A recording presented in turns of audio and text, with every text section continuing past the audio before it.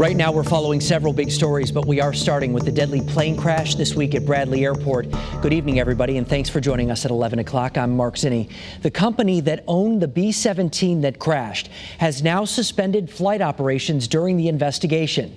7 people were killed and several others are still in the hospital tonight.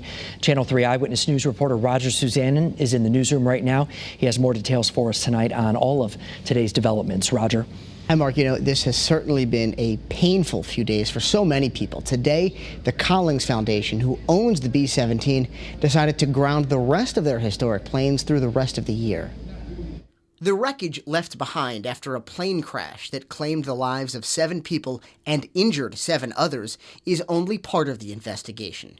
Another big piece of the puzzle is examining just how safe the B-17 was before takeoff. So we do not know the quality of those inspections. We don't know if there were any issues identified, and we will be looking into that as part of the investigation.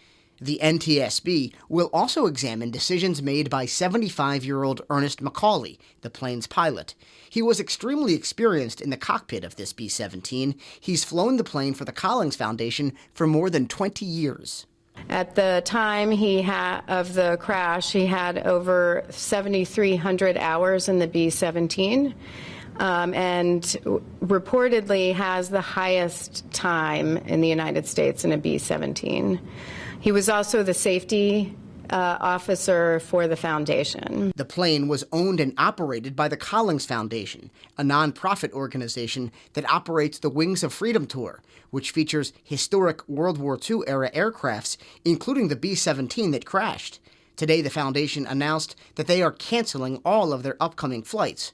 The Collins Foundation is currently suspending its flight operations and the Wings of Freedom Tour for the remainder of the 2019 season. But the NTSB says, despite today's decision and Wednesday's crash, there is no evidence that all World War II-era planes are unsafe.